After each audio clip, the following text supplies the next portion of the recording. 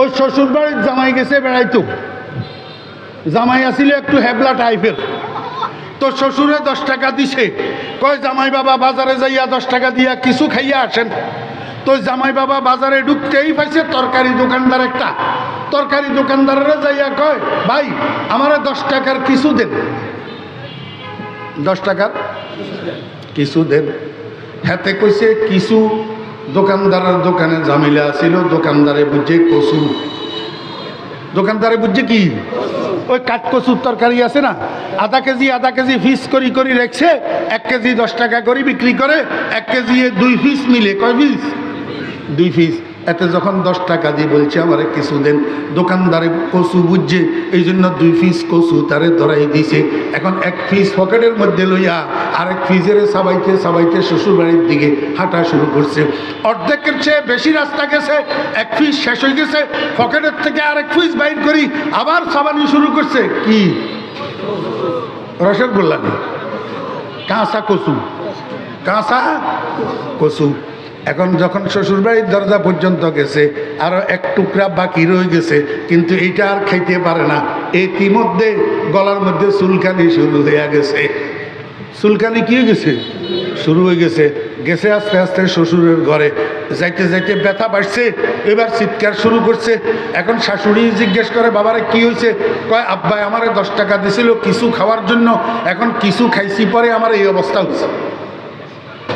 শ্বশুর বেটাও আসিল রুমের ভিতর, শুনি বাইরে আসে, কয় জামাই বাবু আমি আপনারা কিছু খাইতে কইছি, আপনি কি খাইছেন? কয় যে একটু আছে তো পকেটের ভিতরে। এই যে যখন শ্বশুরের মাথার উপরে আসমান ভাঙ্গি পড়ল, এটা তো কাঁচা কচু। কয় এটা কিনলে আপনি খাইছেন, কতগুলা খাইছেন?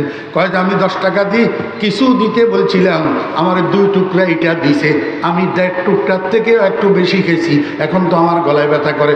শ্বশুরে কয় আপনারে আমি কিছু খাইতে কইছিলাম, আপনি দোকানদারের যাইয়া কি কইছেন? কয় আমি কিছু দিতে কইছিলাম। কয় যে পাগলের ফোলা পাগল, কিছু দিতে কইলেন কেন আপনি? কয় আপনি কিছু খাইতে কইলেন কেন? কয় আমি তো কিছু খাইতে কইছিলাম, বাজারে কিছু নামের কিছু নাই। কয় কিছু নামের কিছু না থাকলে আমারে কিছু খাইতে কইলেন কেন? কয় পাগলের পোলা পাগল, বাজারে কিছু নামের কিছু নাই যেই কথা ঠিক, কিন্তু যত কিছু আছে সব কিছু কিছু কথা কয় তো ভোট দিবেন না। বাজারে যা কিছু আছে সব কিছু কি? আপনাদেরকে যদি এখান দিয়ে এখন মানুষ একটা যদি দাঁড়াই ডাকে এই মানুষ, আপনারা কি মনে করবেন?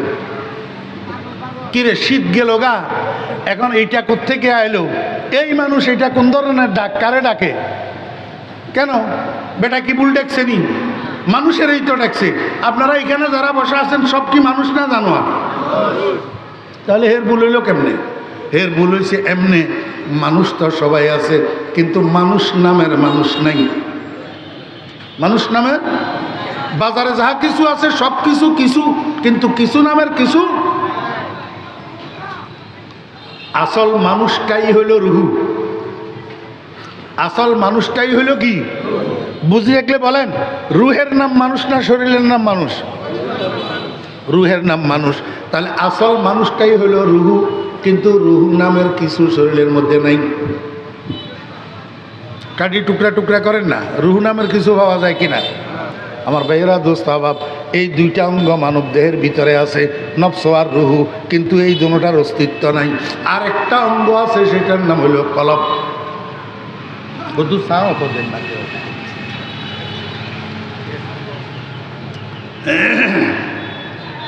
আর একটা অঙ্গ আছে, সেটার নাম কি?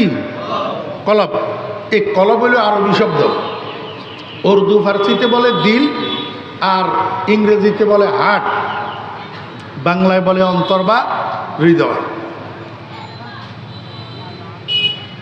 কয়টা অঙ্গ পাইলেন? কয়টা? 3টা। এবার আসেন, এই 3টা অঙ্গের মধ্যে একটা নাম নফস, এটা হইল গোপন শত্রু। মনে আছে না, ভুলে গেছেন? এই নফস এটা হইল কি? গোপন শত্রু। আর প্রকাশ্য শত্রু হইল শয়তান। প্রকাশ্য শত্রু হইল শয়তান। আল্লাহ পাক রব্বুল আলামিন বলেন, ইন্নাহু লাকুম আদুউম মুবিন। শয়তানের পদচিহ্ন অনুসরণ করিও না, শয়তানের পথের প্রতীক হইও না, শয়তান যে রাস্তা দিয়ে হাঁটে সেই রাস্তা দিয়ে হাঁটিও না, শয়তান তোমার কাছে যা চায় সেই চাহিদা পূরণ করিও না। কারণ শয়তান তোমার প্রকাশ্য শত্রু। এই শয়তানের অনুসরণ করিও না, শয়তান তোমার প্রকাশ্য শত্রু, এই কথা কই আল্লাহ কি বুঝায়? আমার ভাইয়েরা দোস্ত আহবাব, 16 বছর দুইটা ছেলে বন্ধুত্ব করছে, একজন আরেকজনের বন্ধু বানাইছে।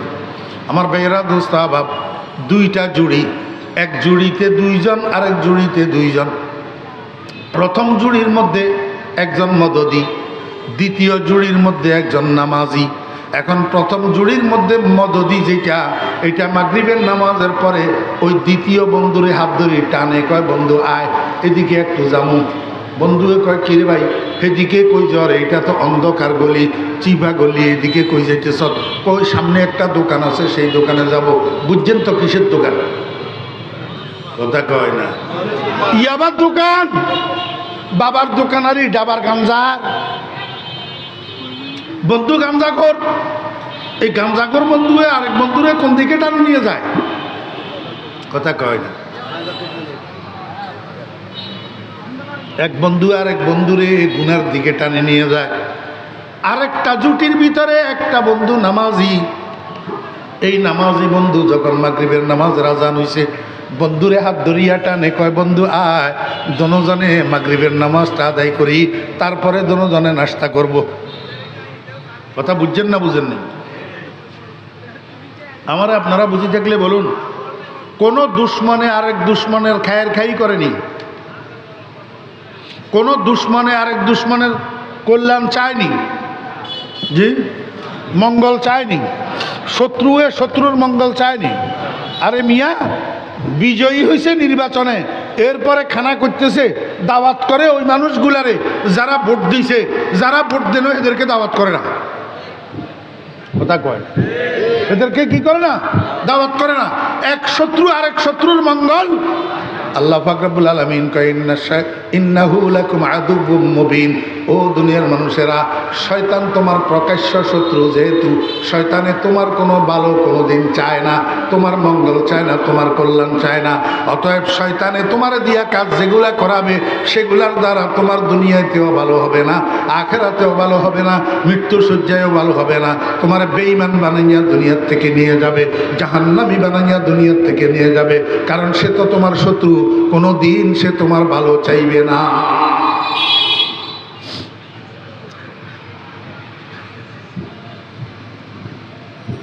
একটা কথা আপনাদেরকে একটু শিখাই দিই, শয়তানে আবার কোনো কোনো সময় মানুষের উপাস রাখি ধোঁকা দে, আর কোনো কোনো সময় অতিভোজন করাই ধোঁকা দে। একটু কঠিন। কোনো সময় উপাস রাখি ধোঁকা দে, আর কোনো সময় অতিভোজন করাই কি করে? ধোঁকা দে। শয়তানের ধোঁকা বুঝা বড় কঠিন। আল্লাহর এক ওলি 40 বছর পর্যন্ত তাহাজ্জুদের নামাজ পড়ে। 40 বছর পরে একদিন শয়তান মানুষের ছবি ধরি এই আল্লাহর ওলির ঘুমের ঘরে ঢুকছে। ঢুকি বসে বসে মাথা টিপের। কি করে? তো মাথা টিপলে একটু ভালো লাগে না? ঘুম একটু ভালোভাবে ধরছে। এখন আজকে আল্লাহর ওলি তাহাজ্জুদের সময় আর সজাগ হইতে পারে নাই। মুয়াজ্জিন যখন আসসালাতু খায়রুম মিনান নাওম বলছে, এইবার বুজুর্গর ঘুম ভাঙছে। এবার ঘুমের থেকে উঠে কয়, হাই কি করলাম? 40 বছর পর্যন্ত তাহাজ্জুদ করা হইল না, আজকে কেন আমি সজাগ হইতে পারলাম না? আজকে তাহাজ্জুদ কেন পড়তে পারলাম না? বড় অনুশোচনা করি। অজু করি, তাড়াতাড়ি মসজিদে গেছে। যেহেতু আজান হইয়া গেছে, আগে ফজরের 2 রাকাত সুন্নত পড়ছে। ফজরের 2 রাকাত সুন্নত পড়ি আল্লাহর দরবারে হাত উঠাইয়া দিচ্ছে মুনাজাতের ভিতরে এমন কান্না কাঁদছে, আল্লাহ পাক রব্বুল আলামিন খুশি হইয়া আমলনামার ভিতরে এক কই কান্দায় 60 বছরের নফল ইবাদতের সওয়াব লিখে দিছে। সুবহানাল্লাহ। কয় বছরের? শয়তান খুশি নি না বেজার? শয়তানের মুখের মধ্যে খালি দুলা মারের। হাই কি করলাম? ভালোর জন্য তাবিজ দিলাম, পায়খানা পেশাব বন্ধ হওয়ার জন্য, এখন তো পায়খানা হইয়া গেল। ভালোর জন্য করলাম, তাহাজ্জুদ থেকে বিরত রাখলাম, এখন তো 60 বছরের সওয়াব পাইয়া গেছে। তার থেকে তো ভালো তারে জাগাইয়া তাহাজ্জুদ পড়াইয়া দেওয়াই তো ভালো। পরের দিন জানালার কাছে আসি, কয় এ আব্দুল্লাহ কুম সাল্লি সালাত তাহাজ্জুদ। জানালার কাছে কও যে খোদার বান্দা উঠো, তাহাজ্জুদের নামাজ পড়ো। আল্লাহর ওলি কয় মানান্তা, কে রে তুই? কও হুজুর চিনেন নাই, আনা ইবলিস। আনা আল্লাহর ওলি কয় ইবলিস যদি তুই হইয়া থাকিস তো তোর কাম তো তাহাজ্জুদের জন্য মানুষের জাগাইয়া দেওয়ানো, বরং মানুষের ঘুম পাড়াইয়া রাখা, তাহাজ্জুদের থেকে বঞ্চিত করা। তুই আমার জাগাই দিতেছ কেন? কয় হুজুর বুঝেন নাই, এই গত রাত্রে লাথি খাইছি যে, এই জন্য আজকে যে এখন জাগাই দিতেছ। কয় কেমনে লাথি খেলি? কয় যে কালকে রাত্রে যে আপনি সজাগ হতে পারেন নাই, ঘুম ভাঙ্গে নাই, তাহাজ্জুদ পড়তে পারেন নাই, আমি মানুষের ছবি ধরি আপনারে আসি বসে বসে মাথা টিপছিলাম, আপনার কাছে একটু ভালো লাগছিল, ঘুমটা ভারী হয়েছিল, এই জন্য তাহাজ্জুদটা পড়তে পারেন নাই। তাহাজ্জুদ না পড়তে পারার কারণে পরবর্তীতে মসজিদে যাইয়া ফজরের নামাজ পড়ি, আপনি যে কান্দা দিলেন, এক কই কান্দায় আল্লাহ পাক আপনার আমলনামার মধ্যে 60 বছরের নফল ইবাদতের সওয়াব লিখে দিছে। আমি তো ধ্বংস হইয়া গেছি, এই জন্য মনে মনে সিদ্ধান্ত নিছি আপনারে আর ঘুম পাড়াইয়া রাখা ঠিক হবে না। তাহাজ্জুদের সময় আপনারে জাগাইয়া দেওয়াই ভালো, 4 রাকাত পড়েন, এটাই ভালো। 1 নম্বর। 2 নম্বর, মাহফিলের উত্তর পূর্ব কোণে যেই ভাইরা দাঁড়াইয়া আছেন, আমি আপনাদেরকে বলবো, পুকুরের ঘাটে যাইয়া দাঁড়াইয়া থাকলে ফরজ গোসল আদায় হয় না, পানির মধ্যে ডুব দেওয়া লাগে। ঝর্ণার নিচে দাঁড়াইয়া গোটা শরীরে পানি দিয়া ভিজানো লাগে, নতুবা ফরজ গোসল আদায় হয় না। আজকের এই মাহফিলের প্যান্ডেল, এই শামিয়ানার নিচের জায়গাটা, এটা আল্লাহর রহমতের পুকুর। এখানের ভিতরে ঢুকে বসা শোনা আর বাহিরে দাঁড়াই দাঁড়াই শোনা কোনো দিনও এক হইতে পারে না। এই জন্য আমি বলবো, কিছু শ্রোতা মাহফিলের আশেপাশে দাঁড়াই থাকে, উনারা আসলে বয়ান শোনার জন্য আসে না, উনারা লবণ টেস্ট করার জন্য আসে। লবণ টেস্ট বুঝেননি? মহিলারা তরকারি রান্না করার পরে একটু জোল কিছু দিয়া জিহ্বার মধ্যে লাগাইয়া দেখে লবণে হইল না না হইল। কথা বুঝছেন না বুঝেন নেই? এই শ্রোতাও কতগুলা লবণ টেস্ট করনেওয়ালা আছে। একটু সুরতুর ভালো হইলে, কথাবার্তার মধ্যে একটু যুক্তি মুক্তি থাকলে তো আস্তে আস্তে আগায়, আর না হইলে আস্তে আস্তে পিছের দিকে ঘুরে। এটা কোনো শ্রোতা না। ফুলের উপরে যেই ফোকাগুলা বসে, এগুলা 3 প্রকার। কয় প্রকার? কথা বলেন। এক প্রকারের ফোকা হইল প্রজাপতি, আমরা দেশীয় ভাষায় কয় পদ্মা। আরেক প্রকারের পোকা হইল মৌমাছি, আরেক প্রকারের পোকা হইল বল্লা। প্রজাপতি ফুলের উপরে বসে,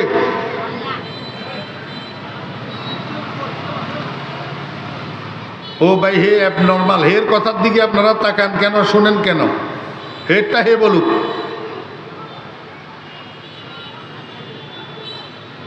নিজেরটা নিজে শুনেন। এদিক সেদিক যদি মনোযোগ যায়, আপনি গোড়ার ডিমের শ্রোতা নি।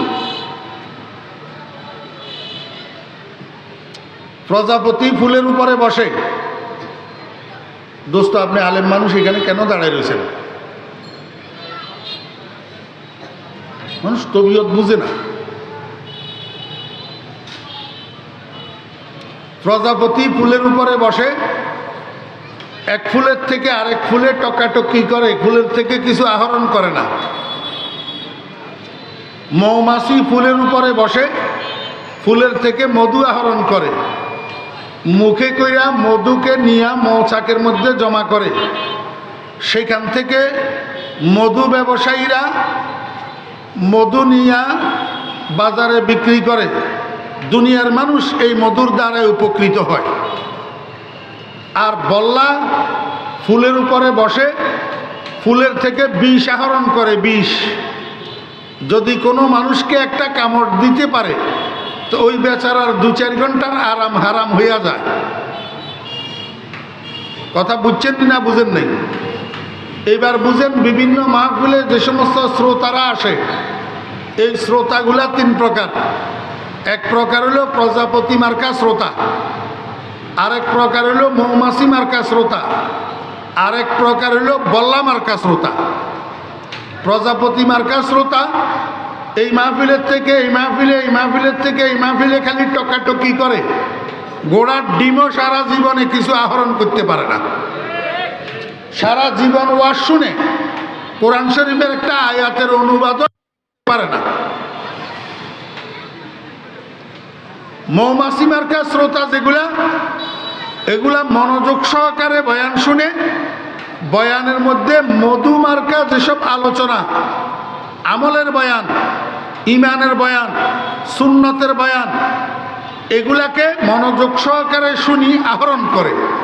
আহরণ করে মানি মুখস্থ রাখার চেষ্টা করে, পরের দিন থেকে একটা একটা কথার উপরে আমল করে, অন্যকে আমল করার দাওয়াত দেয়, নিজেও উপকৃত হয়, অন্যরাও উপকৃত হয়।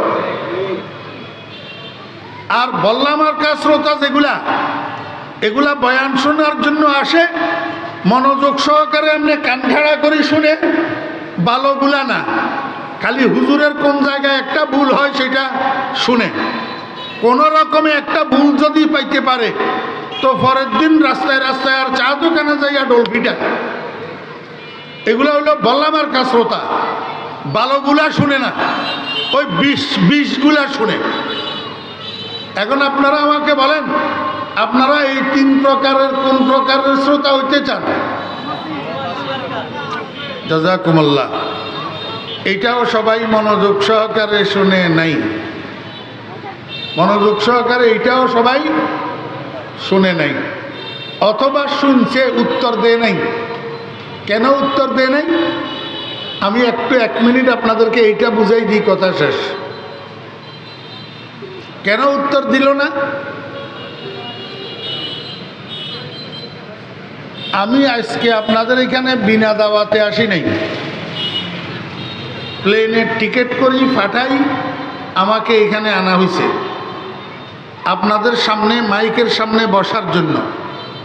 অতএব কারণে আমি যতক্ষণ এই মাইকের সামনে বসা আছি, আমি আপনাদের সকলের শিক্ষক, আর আপনারা সকল আমার ছাত্র। মুরব্বিয়ানে কেরাম যিনারা আছেন, মুরব্বীগণ, আপনারা বলতে পারেন, হুজুর আমরা তো আপনার থেকে বয়সে সিনিয়র, আমাদেরকে কেমনে ছাত্র বানাইবেন? আমি আপনাদেরকে বলবো, মুরব্বীগণ, ছাত্র হওয়ার জন্য বয়স কম হওয়া লাগে না, শিক্ষক হওয়ার জন্য বয়স বেশি হওয়া লাগে না। হযরতে আব্বাস রাদিয়াল্লাহু আনহু, রসুল আকরাম সাল্লাল্লাহু আলাইহি ওয়াসাল্লামের চাচা, বয়স বেশি, আর রসুল আকরাম সাল্লাল্লাহু আলাইহি ওয়াসাল্লাম ভাতিজা, বয়স কম। আপনারা এখানে একটু বলুন, এখানে শিক্ষককে ছাত্রকে?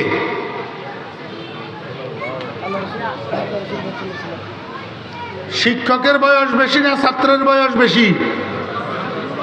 এটা তো কয় না, সভাপতি সাহেব কয় না, মনোযোগ নেই। ছাত্রের বয়স বেশি, শিক্ষকের বয়স কম।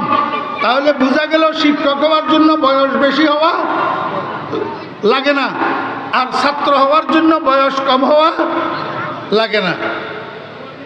আরো দুই একটা উদাহরণ দিতাম, কিন্তু সময় তো কম, এই জন্য আর দিলাম না।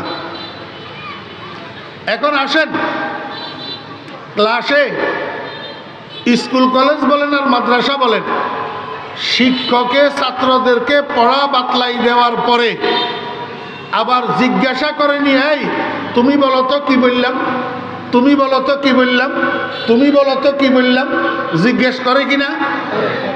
এই জিজ্ঞেস করার শিক্ষকের অধিকার আছে কিনা? তো জিজ্ঞেস করার পরে উত্তর দেয় না দুই রকমের ছাত্র। এক রকমের ছাত্র ডামিস, অমনোযোগী, শিক্ষকের পড়া বাতলানো মনোযোগ সহকারে শুনে নাই। আর আরেক প্রকারের ছাত্র হল বেয়াদ্দপ ছাত্র, শিক্ষকের মানতে পারে না। আমি এর সামনে আর কিছু বলবো না। এবার আপনারা যদি উত্তর না দেন কোন প্রকারের হবেন, এটা আপনারা ঠিক করেন।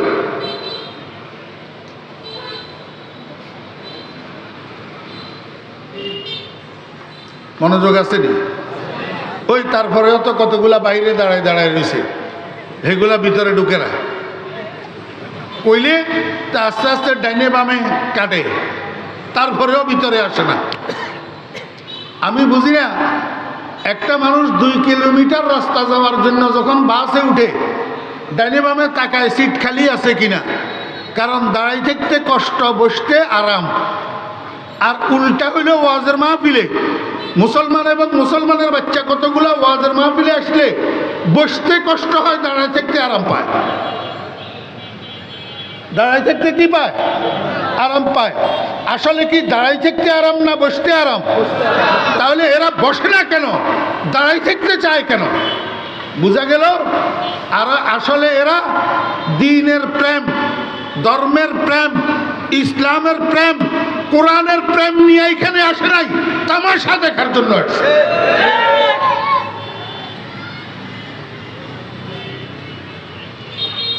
अपने भी खफा मुझसे है बेगाना भी ना खुश, अपने भी खफा मुझसे है बेगाना भी ना खुश, मैं ज़हर हलाहल को कभी कह न सका कौन। জিগর মুরাদাবাদী রহমতুল্লাহ আলাই বলেন, এগানা বেগানা সবাই আমার উপরে বেজার। কেন? আমি বিষের পেয়ালাকে বিষের পেয়ালা বলি কেন?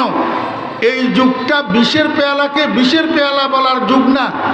ইনাইয়া বিনাইয়া বিষের পেয়ালারে মিষ্টির পেয়ালা বলতে পারলে সেটা ভালো মানুষ, সেটা ভালো মানুষ। মিথ্যা কথা বলতে পারলে সেটা ভালো মানুষ। আমি সত্য কথা বলি, হক কথা বলি, বাস্তব কথা বলি, বিষের পেয়ালাকে বিষের পেয়ালা বলি, এই জন্য এগানা বেগানা সবাই আমার উপরে বেজা। আপনি भी खफा मुझसे है बेगाना बिना खुश, मैं ज़हर हलाहल को कभी कह न सका कौन। আল্লাহ পাকের পবিত্র কালামের একটা আয়াতের অর্ধেক অংশ আমি আপনাদের সামনে তেলাওয়াত করছি, শুধু অর্ধেক, বলি শেষ করতে পারবো না। আর প্রয়োজন অনুসারে এই অর্ধেক শুধু তেলাওয়াত করছি। এই অর্ধেকের একটু অনুবাদটা শুনেন। আল্লাহ পাক বলেন, ওয়ালা তাত্তাবিউ, তোমরা অনুসরণ করিও না, অনুসরণ করিও না। এই সিট ডাউন, বসো। তোমরা অনুসরণ করিও না। কি অনুসরণ করিও না? খুতুওয়াতিশ শায়তান। খুতুওয়াতুন বহু বচন, খুতুওয়াতুন এক বচন। খুতুওয়াতুন শব্দের অর্থ হইল পদাঙ্ক। আপনারা মুরব্বী যারা আছেন অনেকে পদাঙ্ক বুঝবেন না, এই জন্য আপনাদেরকে একটু বুঝাই দিতে হবে। রাস্তা দিয়া যখন মানুষ হাঁটে, ফাঁকা রাস্তা হইলে রাস্তার উপরে পায়ের চিহ্ন বসেনি? বলে বসে, বলে মনোযোগ সহকারে শুনে। রাস্তা যদি ফাঁকা হয়, হাঁটি গেলে রাস্তার উপরে পায়ের চিহ্ন বসেনি? না। রাস্তা যদি মাটির হয়, রাস্তায় যদি কাদা থাকে, রাস্তা যদি ভিজা হয়, একজন মানুষ হাঁটি গেলে রাস্তার উপরে পায়ের চিহ্ন বসেনি? এই পায়ের চিহ্ন, এটাকে আরবিতে বলে খুতুওয়াতুন। আরবিতে কি বলে? খুতুওয়াতুন, পায়ের চিহ্ন, পদচিহ্ন। আল্লাহ পাক বলেন, ওয়ালা তাত্তাবিউ, তোমরা অনুসরণ করিও না। কি অনুসরণ করিও না? শয়তানের পায়ের চিহ্নের অনুসরণ করিও না। শয়তানের পদচিহ্নের অনুসরণ করিও না। কি অর্থ? অর্থাৎ যেই রাস্তা দিয়া শয়তান হাঁটি গেছে, তুমি সেই রাস্তা দিয়ে হাঁটিও না। যেই রাস্তার পথিক শয়তান হইছে, তুমি সেই রাস্তার পথিক হইও না। অর্থাৎ শয়তান যেই কাজগুলা করে এবং যেই কাজগুলা করার জন্য তোমার ভিতরে মন চাহিদা পয়দা করে, সেই কাজগুলা তুমি করিও না। আমার মনে হয় এখনো বুঝাইতে পারি নাই, না বুঝছেন? শয়তান যে কাজগুলা করে, শয়তান যে কাজগুলা করার জন্য তোমাকে প্রবঞ্চনা দেয়, যার দরুন তোমার মধ্যে একটা চাহিদা পয়দা হয় এই কাজগুলা করার জন্য, এই কাজগুলা তুমি করিও না। কারণ ইন্নাহু লাকুম আদুব্বুম মুবিন, শয়তান তোমাদের প্রকাশ্য শত্রু। আল্লাহ পাক প্রকাশ্য বললেন কেন? তাহলে বোঝা যায় গোপন শত্রু একজন আছে। কথা কয় না? তাহলে বোঝা যায় গোপন শত্রু একজন আছে। বুঝি থাকলে বলেন তো এই গোপন শত্রুর নাম কি? নফস। জাযাকুমুল্লাহ। সংখ্যায় কম হইলেও সচেতন মানুষ আছে। ওই গোপন শত্রুর নাম কি? নফস। আগে থোড়া একটু নফসটা আমি আপনাদেরকে বুঝাই, তারপরে শয়তান বুঝাবো ইনশাআল্লাহ। ফরিদুদ্দিন অদম কতক্ষণ এদিকে কতক্ষণ ওইদিকে ডুস মারে না। শুরু থেকে শেষ পর্যন্ত আলোচনাটা একটা সুতায় গাথা। গর্বকদরে এক নফস গা ফেল সুদি, দূরে সদফর সঙ্গে আজ মঞ্জিল সুদি। আপনি যদি সামান্য সময়ের জন্য অমনোযোগী হয়ে যান তো গোটা বয়ানটা আপনি হারাইয়া ফেলবেন। এটার কুল কিনারা আর তালাশ করি পাবেন না। মানুষের শরীরের মধ্যে বাহ্যিক কিছু অঙ্গ প্রত্যঙ্গ আছে, হাত, পাও, চোখ, কান, নাক, এগুলা আযা-এ জাহেরা, বাহ্যিক অঙ্গ। ঠিক তেমনিভাবে মানুষের ভিতরে আভ্যন্তরীণ কিছু অঙ্গ আছে যেগুলো আযা-এ বাতেনা, চোখে দেখা যায় না। চোখে দেখা যায় না এমন কিছু অঙ্গ মানব দেহের অভ্যন্তরে আছে না নাই? মানব দেহের অভ্যন্তরে এই আযা-এ বাতেনা, আভ্যন্তরীণ অঙ্গ কয়টা এবং কি কি? আমার ভাইয়েরা, দোস্ত, আহবাব, মানুষের শরীরের ভিতরে 3টা অঙ্গ থাকে। কয়টা অঙ্গ? 3টা অঙ্গ। একে নফস, একে রূহ, একে দিল। একে নফস, একে রূহ, একে দিল। ওয়ালে দরহার ফেহারিয়ে কে হাসতে মুশকিল। আল্লাহর আরেফ বলেন মানুষের শরীরের ভিতরে 3টা অঙ্গ বাস করে। একটার নাম নফস, একটার নাম রূহ, একটার নাম দিল। নফস শব্দের বাংলা অর্থ হল মন। নফসের বাংলা কি? মন। আমি এই নফস বুঝাইতে যাইতেছি আপনাদেরকে এই জন্য যে সামনে আমি যেই হাদিসটা আপনাদের সামনে পাঠ করছি এইটা বুঝানো সহজ হওয়ার জন্য আর আপনাদের বুঝা সহজ হওয়ার জন্য নফস বুঝাইতে যাইতেছি। নফস শব্দের বাংলা অর্থ কি? কথা কয় না? মন। জোরে বলবেন। নফস। উত্তর না দিলে ছাত্র কি? আমার কথা কয় না। হয় ডামিস, না হইলে বেয়াদব। উত্তর না দিলে নাফরমান ছাত্র। নফস শব্দের বাংলা কি? আমি হাসি হাসি বলতেছি, আপনাদের মনে কষ্ট যায় কিনা এই জন্য, কিন্তু বাস্তব কথা তো এইটা যে সারা জীবন ওয়াজ শোনার পরে মিথ্যা কথাটা তো ছাড়তে পারলাম না। সারা জীবন ওয়াজ শোনার পরে মানুষের কষ্ট দেওয়া তো ছাড়তে পারলাম না। সারা জীবন ওয়াজ শোনার পরে দোকানদারের দোকানে বাকি করি না দেওয়ার জন্য গলি পরিবর্তন করা ছাড়তে পারলাম না। সারা জীবন ওয়াজ শুনি, নামাজটাও তো ধরতে পারলাম না। তো কী লাভ হইল? এটার কারণ অমনোযোগিতা। কারণ কি? একটু পরে হাদিসের আলোচনার মধ্যে আসবে ইনশাআল্লাহ। নফসের বাংলা কি? মানুষের শরীরের ভিতরে মন নামে একটা জিনিস আছে না নাই? কেমনে বুঝলেন? আমার ভাইয়েরা, দোস্ত, আহবাব, আব্দুর রহমানের ছেলের বিয়ে, বরযাত্রী গেছে 200 জন, উকিলও গেছে, ঘটক, বড় গেছে, কিন্তু কনের পিতা এখনো খানা পরিবেশন করে না। ঘটক যাইয়া কনের পিতারে কয়, ভাই খানা দিতেছেন না কেন? মেহমানেরা তো আসি গেছে। কনের পিতায় কয়, মেহমানেরা আসছে ঠিক, কিন্তু আমার বেয়াই তো এখনো আসে নাই, ছেলের আব্বা কই? ওমা তালাশ করি দেখে যে আসলে অত কথা ঠিক, ছেলের আব্বা নাই। ছেলের আব্বা নাই। এখন মুরব্বী মুরব্বীর মর্যাদা বুঝে, ফোলাফাইনে মুরব্বীর মর্যাদা বুঝেনি।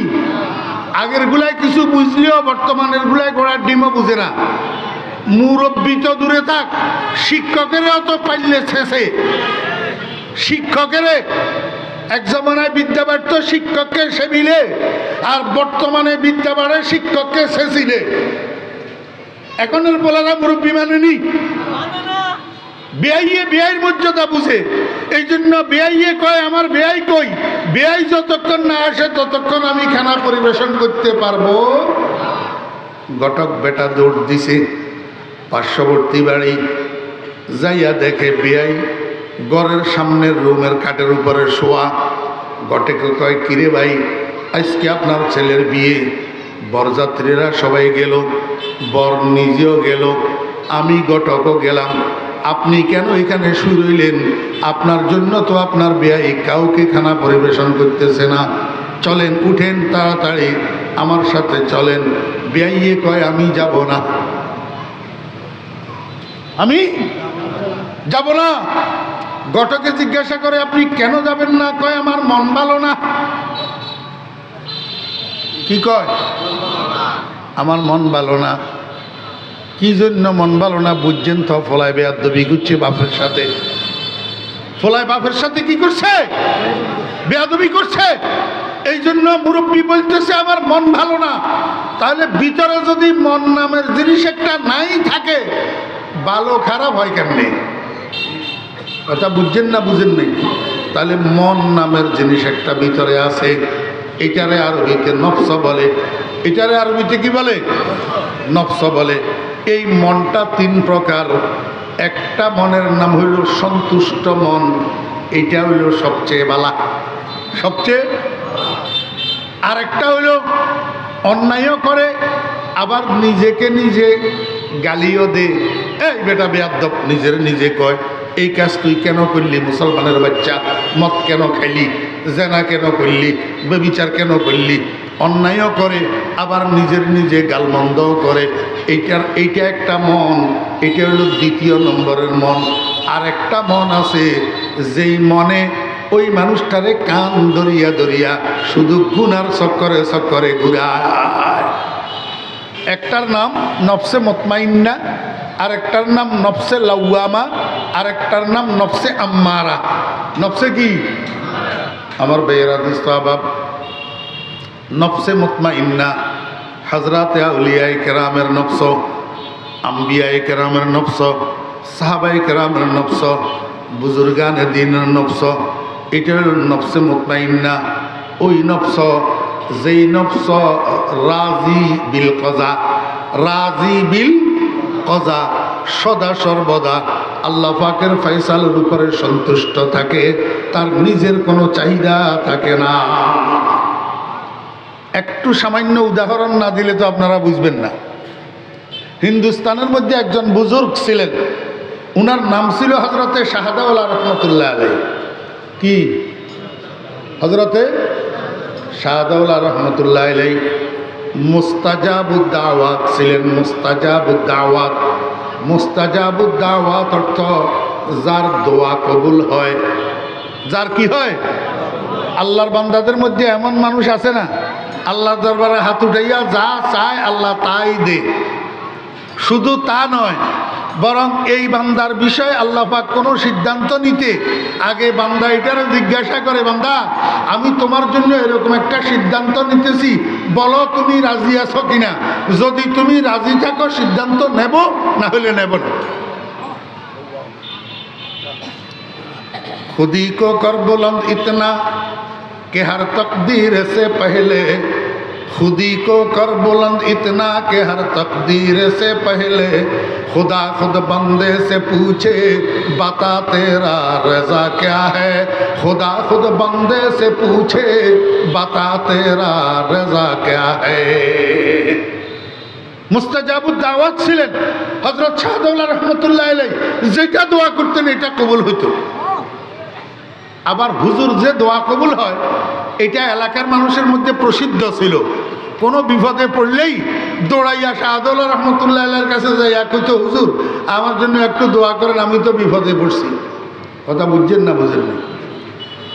একটা ঝুপড়ির মতো দুর্বল প্রকৃতির ঘর, এই ঘরের মধ্যে হযরত শাহজালাল রহমতুল্লাহ আলাই এবং ওনার বিবি থাকতেন, রাত্রি যাপন করতেন। এক রাত্রের গভীরে, রাত্রের 1টা-2টার সময় উত্তর দিক থেকে আসছে প্রচণ্ড বেগে ঝড় তুফান, সাথে বৃষ্টি, সাথে আমার বেহরা দোস্ত আবাব, ঝড়ের প্রবলতার কারণে গড়টারে একবার দক্ষিণ দিকে ক্যাচ করে, দুর্বল গড় তো ঝুপড়ি টাইপের গড়, দক্ষিণ দিকে একবার কাত করে, আবার সোজা করে, আবার কাত করে, আবার সোজা করে, গড়টা পড়ে যাওয়ার উপক্রম হয়ে যায়। এই ঝড়ের কারণে হযরত শাহজালাল রহমতুল্লাহ আলাইহির স্ত্রী সজাগ হইয়া গেছেন, কিন্তু হুজুর ঘুমাইতেছেন সুন্দর মতো। বিবি যখন দেখছে তুফান খুব জোরে প্রবাহিত হইতেছে, গড়টা পড়ে যাওয়ার উপক্রম, স্ত্রী মনে মনে কয় এই গভীর রাত্রে অন্ধকারের মধ্যে যদি গড়টা পড়ে যায় বৃষ্টির ভিতরে কোথায় যাইয়া দাঁড়াবো। এই জন্য বিবি কি করছে, হযরতে শাহজালাল রহমতুল্লাহ আলাইকে জাগাইয়া দিছে। শাহজালাল রহমতুল্লাহ আলাই কয় কেন কেন জাগাইতেছ, কি হয়েছে?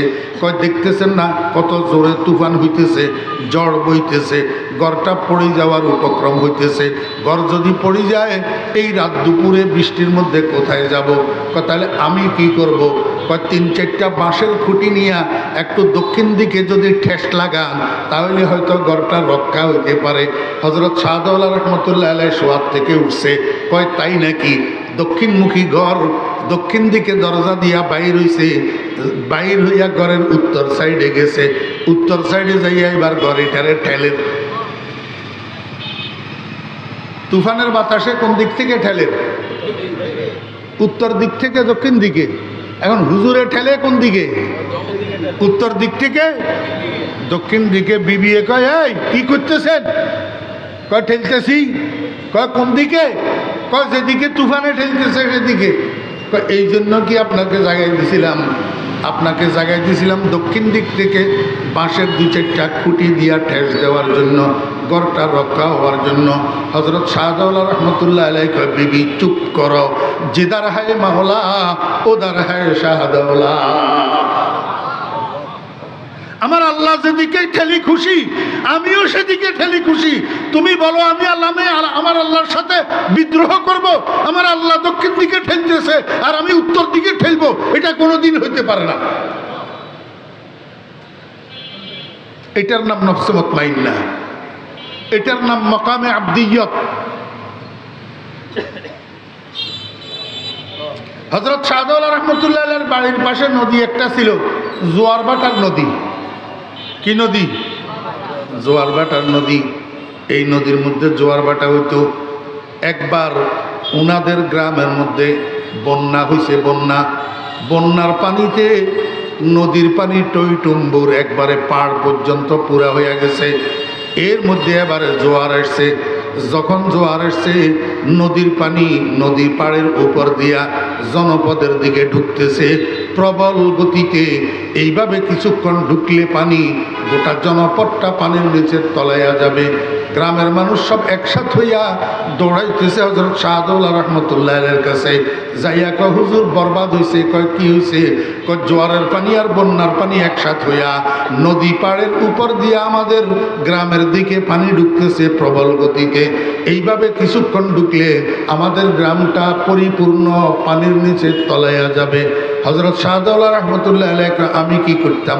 কয় আল্লাহর কাছে একটু দোয়া করেন না যাতে তাড়াতাড়ি নদীর মধ্যে ভাটা পড়ে আর গ্রামের দিকে পানি ঢুকা বন্ধ হয়ে যায়। হযরত শাহজালাল রহমতুল্লাহ আলাইহি কয় ঠিক আছে তাহলে তোমরা এক কাজ করো। কয় হুজুর কি কাজ? কয় আমার একটা কোদাল দাও, আমার একটা কোদাল দাও। মানুষে কয় কি রে চাইলাম দোয়া হুজুরে চাই কোদাল। কোদাল দিয়া, কোদাল বুঝেননি? হ্যাঁ, চট্টগ্রামের ভাষায় কোদালের কি কয়? কোদালই বুঝেন। মাশাআল্লাহ। মানুষে কয় আচ্ছা চাইতেছে যখন হুজুরে কোদাল একটা আনি দাও। তো কোদাল একটা হুজুরের আনি দিছে। হুজুর কোদালিটা কাঁধে লইয়া নদীর দিকে হাঁটা শুরু করছে, যাইয়া নদীর পাড় কাটা শুরু করছে, ড্রেন করে দিছে। এবার পানি আরো বেশি করে ঢুকতেছে জনপদের দিকে। মানুষকে, হুজুর এটা কি করলেন?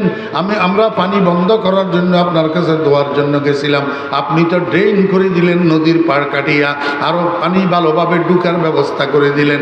হযরত শাহদৌলা রহমতুল্লাহ আলাইহি কয়, চুপ করো, জিদার হ্যায় মাওলা উদার হ্যায় শাহদৌলা। আমার আল্লাহ পানি যেদিকে নিয়ে খুশি আমিও সেদিকে নিয়ে খুশি। তোমরা চাও আমি আমার আল্লাহর সাথে বিদ্রোহ করি? আমার আল্লাহ পানি একদিকে নিবে, আমি আরেক দিকে নেওয়ার চেষ্টা করব, এটা কোনোদিন হবে না। এটার নাম নফসে মুতমাইন্না, এটার নাম মকামে আবদিয়ত। আব্দহু মাই বখশে আবদিয়ত মুঝে, ওয়াজহে সদে ইজ্জত है ये जिल्लत मुझे। আমার বেহরা দোস্তাবাব, এখন তো আমরা আল্লাহ পাকের গোলাম বনতে রাজি নাই, এখন তো আমরা বাদশা বনতে রাজি, মন্ত্রী বনতে তৈয়ার, এমপি বনার জন্য তৈয়ার, চেয়ারম্যান বনার জন্য তৈয়ার, কমিশনার বনার জন্য তৈয়ার, কোটিপতি বনার জন্য তৈয়ার, ম্যানেজার বনার জন্য তৈয়ার। আমার বেহরা গোলাম বনার জন্য তৈয়ার নাই।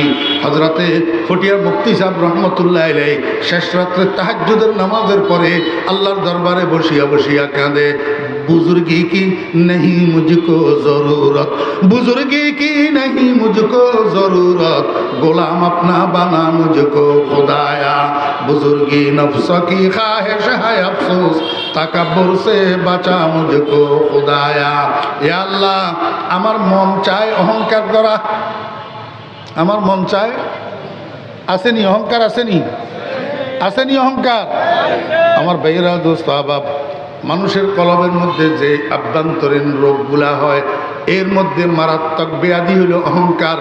অহংকারের চেয়ে মারাত্মক আর কোনো রোগ নাই, অহংকারের চেয়ে ঈমান বিধ্বংসী আর কোনো রোগ নাই, অহংকারের চেয়ে আমল বিনষ্টকারী আর কোনো রোগ নাই। এই জন্য সরকার দু আলম জনাবে মুহাম্মদুর রাসূলুল্লাহ সাল্লাল্লাহু আলাইহি ওয়াসাল্লাম হাদিস শরীফের মধ্যে ইরশাদ করেছেন, ক্বালা রাসূলুল্লাহ সাল্লাল্লাহু আলাইহি ওয়াসাল্লাম, মান কানা ফি কলবিহি মিসকালা হাববাতিন মিন খারদালাতিন মিন কিবির ফি রিওয়ায়াতিন ওয়াজাবাত লাহুন নার ওয়া ফি রিওয়ায়াতিন হারামাল্লাহু আলাইহিল জান্নাহ। যে ব্যক্তি দুনিয়ার থেকে যাওয়ার সময় মৃত্যু সজ্জায় তার কলবের ভিতরে একটা সরিষার দানা সম পরিমাণ অহংকার যদি থাকে, এই অহংকার কলবের মধ্যে লইয়া যদি মরে, মনে রাখতে হবে এই অহংকারকে কলবের থেকে পরিষ্কার করার জন্য জাহান্নামে না যাইয়া উপায় হবে না। খবরদার, অহংকার করা যাবে না। আমার ভাইয়েরা দোস্তাহবাব, আমরা তো এখন ধনী গরিব নির্বিশেষে, শিক্ষিত অশিক্ষিত নির্বিশেষে, আল্লাহু আকবার, হ্যাঁ, রাজা প্রজা নির্বিশেষে সবাই অহংকার করি। সবাই কি করি? আল্লাহ পাক রব্বুল আলামিন কয়, বান্দা, যারা দুনিয়াওয়ালা আছো দুনিয়ায় নিয়ে অহংকার করতে পারবে না, যারা এলমওয়ালা আছো এলম নিয়ে অহংকার করতে পারবে না, যারা আমলওয়ালা আছো আমল নিয়ে অহংকার করতে পারবে না। তুমি পীর সাহেব পীরগিরি লইয়া অহংকার করতে পারবে না, তুমি মুহাদ্দিস সাহেব মুহাদ্দিসগিরি লইয়া অহংকার করতে পারবে না, তুমি বক্তা সাহেব বক্তাগিরি লইয়া অহংকার করতে পারবে না, তুমি ধনী ধন লইয়া অহংকার করতে পারবে না, তুমি 10টা সন্তানের বাবা সন্তান লইয়া অহংকার করতে পারবে না, তুমি বংশমর্যাদাওয়ালা বংশমর্যাদার অহংকার করতে পারবে না, তুমি পদওয়ালা পদ লইয়া অহংকার করতে পারবে না, তুমি নেতা খেতা নেতাগিরি লইয়া অহংকার করতে পারবে না। অহংকার করবি জাহান্নামে যাবি, অহংকার করবি জাহান্নামে যাবি। মরার সময় অহংকার যদি কলবের মধ্যে থাকে, জাহান্নামে যাওয়া ছাড়া উপায় থাকবে না। আমি একটু ছোট্ট আপনাদেরকে একটু বুঝাই। সৈয়দ আহমদ কবির রেফাঈ রহমতুল্লাহ আলাইহি, আল্লাহু আকবার, হ্যাঁ, হযরত থানভী রহমতুল্লাহ আলাইহি লিখছেন কিতাবের মধ্যে, সৈয়দ আহমদ কবির রেফাঈ রহমতুল্লাহ আলাইহি আওলাদে রসুল ছিলেন, সৈয়দ বংশ ছিলেন, আশেকে রসুল ছিলেন, আশেকে রসুল। এখন লম্বা করে বোঝানোর সময় নাই, না হলে আশেকে রসুল কেমনে ছিলেন আপনাদেরকে একটু বুঝাইতাম। আমার ভাইয়েরা দোস্ত আহবাব, সৈয়দ আহমদ কবির রেফাঈ রহমতুল্লাহ আলাইহি জমিনের আইলে দিয়া, আইল আইল আইল বুঝেন না লাইল বুঝেন? জমিনের আইলে দিয়া সামনের দিকে যাইতেছে, দোনো পাশে ধান, দোনো পাশে ধান ক্ষেত। সামনের দিক থেকে একটা কুকুর আসতেছে। যখন মুখামুখি হয়েছে, সৈয়দ আহমদ কবির রেফাই রহমতুল্লাহ আলাইহি দাঁড়াই গেছে, মনে করছে কুকুর নিচে দিয়া যাবে। কুকুরও দাঁড়াই গেছে, এখন কেউ নিচে দিয়া যায় না। সৈয়দ আহমদ কবির রেফাই রহমতুল্লাহ আলাইহি উনার ভাষায় কুকুরের আমরা তাড়ানোর জন্য সেই কই না, সেই কুকুর তাড়ানোর জন্য এরকম ওনার মাতৃভাষার একটা শব্দ উনি ব্যবহার করছে কুকুরকে তাড়ানোর জন্য। আল্লাহ পাক রব্বুল আলামিন কুকুরের জবান খুলে দিছে। কুকুরের, আমরা মায়ের পেট থেকে যে বাইর হয়েছিলাম, আমাদের জবান খোলা ছিল না, তালা লাগানো ছিল। কথা কয় না। জবান খুলছে কত বছর, কত মাস বয়সে? 15 মাস, 16 মাস, 17 মাস, 18 মাস, 20 মাস, 24 মাস বয়সে আস্তে আস্তে আস্তে আস্তে জবানের তালা খুলছে। এতদিন পর্যন্ত জবানের মধ্যে তালা লাগানো আছিল।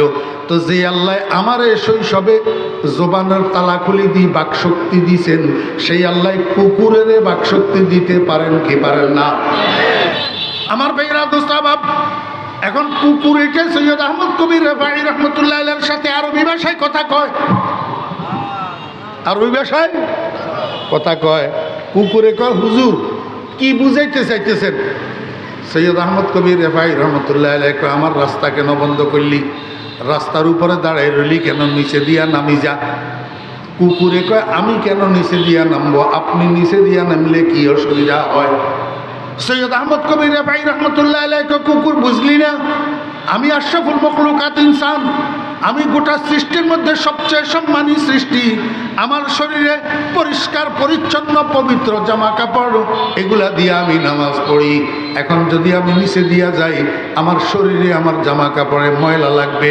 তুই তো এমনিই মাথার তালু থেকে পায়ের তালু পর্যন্ত নাপাক, তোর মুখের লালাগুলা যদি একটা থালা বাসনে লাগে, নবীজি বলছেন 7 বার দোয়া লাগে।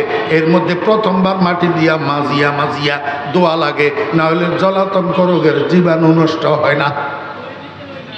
কোন দিকে কইতাম কথা? 1450 বছর আগে মুহাম্মদুর রাসূলুল্লাহ সাল্লাল্লাহু আলাইহি ওয়াসাল্লাম ডাক্তারি করে গেছেন, যদি কারো থালা বাসনের মধ্যে কুকুরের লালা লাগে, সেটাকে 7 বার ধুইবা। এর মধ্যে প্রথমবার মাটি দিয়া মাজিয়া ঘষিয়া ধুইবা। মাটি দিয়া মাজিয়া ঘষিয়া ধুইলে তো জলাতঙ্ক রোগের জীবাণু নষ্ট হবে, না হলে তুমি জলাতঙ্ক রোগে আক্রান্ত হইয়া মারা যাবে। 1450 বছরের পরের আধুনিক স্বাস্থ্য বিজ্ঞানীরা মুহাম্মদুর রাসূলুল্লাহ সাল্লাল্লাহু আলাইহি ওয়াসাল্লামের এই স্বাস্থ্য বিজ্ঞানের সাথে ঐকমত্য পোষণ করতেছে যে মাটির মধ্যে কুকুরের লালার ভিতরে জলাতঙ্ক রোগের যেই জীবাণু থাকে, কুকুরের দাঁতের মধ্যে জলাতঙ্ক রোগের যেই বিষ থাকে, মাটির মধ্যে জলাতঙ্ক রোগের জীবাণু নষ্ট করার উপাদান আছে। 1450 বছর পরে আধুনিক স্বাস্থ্য বিজ্ঞানীরা মুহাম্মদুর রাসূলুল্লাহ সাল্লাল্লাহু আলাইহি ওয়াসাল্লামের সাথে ঐকমত্য পোষণ করতেছে। এখন আমার ভাইরা দুস্তাহবাব, কুকুরে কয়, হুজুর আপনার কথা ঠিক, আপনি আশরাফুল মখলুকাত, এই কথাও ঠিক, সৃষ্টির সেরা সৃষ্টি, কথা ঠিক, আপনার গায়ে পরিষ্কার পরিচ্ছন্ন জামা কাপড়, এই কথাও ঠিক, আপনি নিচে দিয়া নামি গেলে আপনার শরীরে আপনার জামা কাপড়ে ময়লা লাগবে, এই কথাও ঠিক। কিন্তু একটা কথা মনে রাখিয়েন, এই ময়লা বাড়িতে যাইয়া সাবান দিয়া ধুইলে পরিষ্কার হয়ে যাবে। এখন আমি যদি নিচে দিয়া যাই, আপনার দিলের মধ্যে যে একটু সামান্য অহংকার আসবে, আমি কুকুর থেকে ভালো, আনা খাইরুম মিনাল কলব, আমি কুকুর থেকে ভালো। এই স্বভাবটা কিন্তু শয়তানের স্বভাব। এই স্বভাবটা কিন্তু কি শয়তানের স্বভাব। শয়তান বলছিল আমি আদম থেকে ভালো। এই অহংকারটা আপনার কলবের মধ্যে একটু সামান্য থাকবে, যে মনে রাখবেন এটা দুনিয়ার কোনো সাবানের দোলাই হবে না। এটা দোলাই করার জন্য জাহান্নামের আগুন ছাড়া বিকল্প কোনো ব্যবস্থা নাই। সৈয়দ আহমদ কবির রেফাই রহমতুল্লাহ আলাইহি কুকুরের কাছে সারেন্ডার করি, কয় কুকুর, তোর তো এত বড় ক্ষমতা নাই, তোর এত সাহস হয় নাই আমার সাথে আরবি কথা বলার, আমাকে শিক্ষা দেওয়ার। তোর এত সাহস নাই। আমি বুঝছি আমার ভিতরে যে সামান্যটুকু একটু অহংকার লেশ এসেছিল, এটাকে পরিষ্কার করার জন্য আমার বন্ধু তোকে লেলিয়ে দিছে আমার সামনে, অহংকার থেকে আমাকে মুক্ত করার জন্য। কুকুর, আমি বুঝছি তুই কুকুর মারা গেলে তোর জন্য ফুলসেরাত নাই, তোর জন্য জান্নাত জাহান্নাম নাই, কারণ তোর কাছে গুনাহ নাই। আমার তো গুনাহ আছে। আমি যদি কিয়ামতের ময়দানে নিষ্কৃতি না পাই তাহলে তো ফুলসেরাত পার হইতে পারবো না, আমি তো জাহান্নামের মধ্যে পড়ে যাব। অতএব তুই কুকুর আমার থেকে ভালো। এই জন্য কটিয়ার মুফতি শাহ হুজুর রহমতুল্লাহ আলাইহি বলি কানতেন, যেমন দারদ সগে নসরানিয়ার, যেমন দারদ সগে নসরানিয়ার, কে হাস্তু বেগুনা ও বেগুনাগার। ও মুসলমান ভাইরা, কি ওয়াজ শুনবেন, কি মুখস্থ করবেন? একটা ডোজ নিয়ে যান, শুধু একটা ট্যাবলেট নিয়ে যান। কি ট্যাবলেট? গোটা হালি শহরের মধ্যে যতগুলা কুকুর আছে, এই সমস্ত কুকুরগুলা আমি ফরিদুদ্দিনের চেয়ে ভালো, আমি ফরিদুদ্দিনের চেয়ে ভালো। যদি হালি শহরের কুকুরগুলা আমার থেকে ভালো হয়, তো এই মানুষগুলার সবগুলা মানুষ আমার থেকে ভালো। আমি সবের থেকে খারাপ, আমি সবের থেকে কি খারাপ। ও ভাইরা দোস্তাবাব, এই কথাটা দিলের মধ্যে আসার নাম গোলামি, এই কথাটা দিলের মধ্যে আসার নাম আব্দিয়ত। যেটার জন্য কটিয়ার মুফতি শাহ হুজুর রহমতুল্লাহ আলাইহি বসে বসে কাঁদতেন, আয় আল্লাহ, আমার নফস অহংকার করতে চায়, আমার নফস বড়ত্ব চায়, আমার নফস বুজুর্গি চায়। আমি বুজুর্গি চাই না, আমি অহংকার চাই না, আমি বড়ত্ব চাই না, আমি তোমার গোলামি চাই। আয় আল্লাহ, তুমি আমারে তোমার গোলাম বানাইয়া দাও। আপনারা আল্লাহর গোলাম হইতে চাননি? কে কে আল্লাহর গোলাম হইতে চান? আল্লাহু আকবার। বড়াই কি नहीं मुझको जरूरत, बड़ाई की नहीं मुझको जरूरत, গোলাম আপনা বানা মুঝকো খুদায়া। আয় আল্লাহ, সভাপতিগিরির আমার দরকার নাই, সেক্রেটারিগিরির আমার দরকার নাই, দুনিয়ার পদবীর আমার দরকার নাই, আমারে তুমি একটু গোলাম বানাইয়া দাও। আয় আল্লাহ, এই মসজিদে যত মুসল্লি এসছে নামাজ পড়ার জন্য, যারা ইমাম আছে, যারা মুয়াজ্জিন আছে, যারা খতিব আছে, আয় আল্লাহ, এই সমস্ত মানুষগুলা আমি সভাপতির থেকে উত্তম, আমি সেক্রেটারির থেকে উত্তম, আমি সদস্যর থেকে উত্তম, আমি ক্যাশিয়ার থেকে উত্তম, আমি সবের থেকে খারাপ। এই কথাটা অন্তরের মধ্যে আসার নাম হইল গোলামি। কি গোলামি? আল্লাহু আকবার। আমার ভাইরা দোস্ত আহবাব, মনে আছে না ভুলে গেছেন? আমি আপনাদেরকে কি বুঝাইতে চেয়েছিলাম? নফস, মন, মন। ওই বিয়াই কাজে মন বালা নাই। কি বালা নাই? মন বালা নাই। কেন মন বালা নাই? ফলাই বাপের লগে বেয়াদবি করছে, এই জন্য বাপের মন বালা নাই। এই জন্য সব গেছে কিন্তু বাপ যায় নাই। এখন ঘটকে যাইয়া পোলারে পাঠাইছে, তুই যাইয়া মাপ চাইয়া তোর আব্বারে আন, না হলে তোর আব্বা তোর বিয়েতে অংশগ্রহণ করবে না। আমার ভাইরা, মন নামে একটা জিনিস যদি না থাকে তাহলে মন বালা নাই এই কথাটা কেমনে বলে? এই মনটাকে আরবিতে বলে নফস। আরবিতে কি বলে? নফস। আল্লাহু আকবার। মনের একটা চাহিদা আছে নি? মনের একটা কি আছে? চাহিদা আছে। আল্লাহু আকবার। যেই মনটা সন্তুষ্ট মন, যেই নফসটা নফসে মুতমাইন্না, এর চাহিদা হইল সমস্ত বালা বালা চাহিদা। কি চাহিদা? বালা বালা চাহিদা। আরেকটা নফস আছে দুষ্ট নফস, দুষ্ট মন, এর চাহিদা হইল সমস্ত দুনিয়ার খারাপগুলা চাহিদা। মদ পান করা চাহিদা, সুদ খাওয়া চাহিদা, ঘুষ খাওয়া চাহিদা। আর এখন আগের জমানায় রাত্রে 3টা পর্যন্ত খালি ঠেলো ফেসবুক, ঠেলো ইউটিউব, এটার চাহিদা। খোলা বলতে আবার আমার উপরে মনে কষ্ট নিব। মুরব্বিয়ানে কেরাম, আপনারা তো ছেলে জন্ম দিয়েছেন, আপনারা বুড়া বুড়ি আপনাদের রুমের দরজা বন্ধ করে ঘুমাইয়া পড়ছেন, কিন্তু আপনার পোলারা একটার বয়স 18 বৎসর, একটার বয়স 22 বৎসর, একটার বয়স 26 বৎসর, একটার বয়স 32 বৎসর, সবগুলা তরুণ যুবক। এই পোলাগুলা 4জন 4 রুমে যে ঘুমাইতেছে, এরা রাত্রে কয়টা বাজে ঘুমায় আপনারা আব্বা আম্মা খবর রাখেন না। এরা কেউ 2টায়, কেউ 2:30টায়, কেউ 3টায়, কেউ 4টায় ঘুমায়। সারা রাত ফেসবুক ঠেলে, ইউটিউবের মধ্যে বাংলা হিন্দি ছায়াছবি দেখে, বাংলা হিন্দি ছায়াছবির গান শুনে। মুসলমানের বাচ্চারা নফসের চাহিদা, মনের চাহিদা। মনের কি চাহিদা। ফজরের নামাজের তো প্রশ্নই উঠে না, ফজরের নামাজের প্রশ্নই। আমার ছোট ভাইয়েরা, ও হালি শহরবাসী, আমাদের সন্তানেরা, তোমরা যারা তরুণেরা আছো, যুবকেরা আছো, হ্যাঁ তরুণ তরুণ, এই তরুণের নিচে আরেক দল আছে না, এটার নাম কি? আরে না, গ্যাং গ্যাং, ওমা কয় না গ্যাং। আমি তো নাম লইতে চাইতেছি না, আমার আবার যাওয়ার সময় গুলি করে দে নাকি। গ্যাং কি গ্যাং? কিশোর গ্যাং। আমার ছোট ভাইয়েরা, আরে ছোট ভাই তো না, তোরা আমার সন্তানের চেয়েও ছোট। আমার বড় পোলার বয়স 41 বছর, তোমরা আমার সন্তানের চেয়েও ছোট। আমি তোমাদেরকে শুধু একটা কথা মনে করিয়ে দেব, আল্লাহু আকবার, তুমি তো কোরআনওয়ালা। তুমি কি? তুমি কি কোরআনওয়ালা? কেমনে কোরআনওয়ালা? তুমি আলহামদুলিল্লাহি রাব্বিল আলামিন আর রহমানির রহিম এই সূরা ফাতিহা তুমি মুখস্থ জানো? সূরা ফাতিহা তুমি মুখস্থ? কুল হুয়াল্লাহু আহাদ আল্লাহুস সামাদ, সূরা ইখলাস তুমি মুখস্থ জানো? তোমাদের হালি শহরের মধ্যে যদি কোনো হিন্দুর পোলা থাকে, ওই হিন্দুর পোলার নাম যদি হরেশ বাবু হয়, তার বাপের নাম যদি রমেশ বাবু হয়, এই রমেশের আর হরেশের যাইয়া একটু বলো না, এরে হরেশ রে, এই আলহামদু সূরাটা আমারে একটু মুখস্থ শোনা। হরেশে তোমারে উত্তর দিবে, আলহামদু কোন জানোয়ারের নাম আমি তো চিনি না। কথা কয় না? তুমি যদি রমেশের যাইয়া কো, রমেশ কুলহু আল্লাহ সূরাটা আমারে একটু মুখস্থ শোনা, রমেশ তোমারে উত্তর দিবে, কুলহু আল্লাহ কি জিনিস আমি তো চিনি না। কথা ঠিক না বেটি?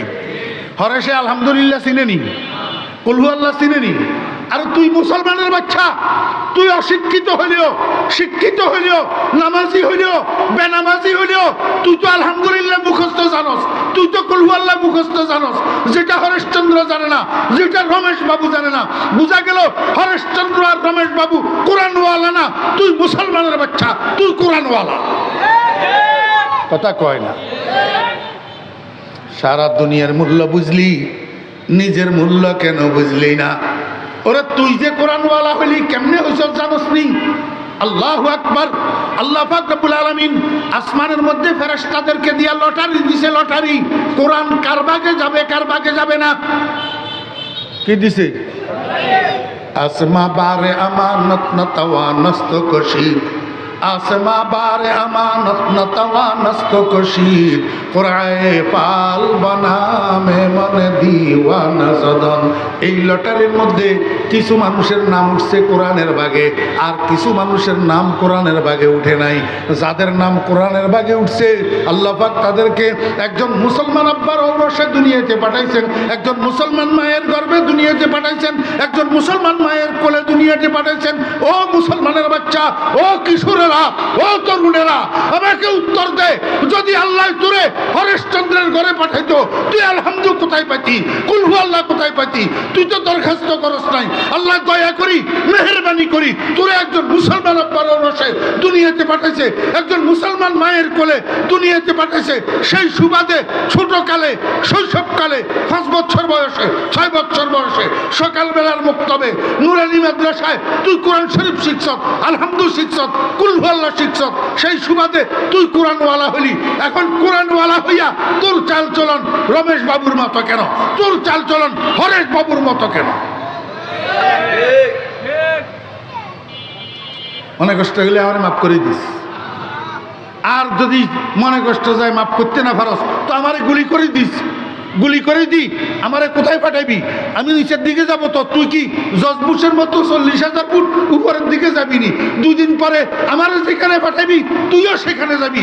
আরেক মায়ের কোল খালি করি রাস্তায় লুটাইয়া দিতেছ, কোন মায়ের সন্তানকে গুলি করি খুন করতেছ, তুই কেন বুঝস না? 2 দিন পরে আরেকজনে আসি তুইও শিয়াল কুকুরের মতো রাস্তায় লুটাইয়া দিবে, তারা যেখানে পাঠাইছ তুইও সেখানে যাবি। এই জন্য রাজনীতির নামে খুনাখুনি বন্ধ কর, রাজনীতির নামে মানুষ মারা বন্ধ কর।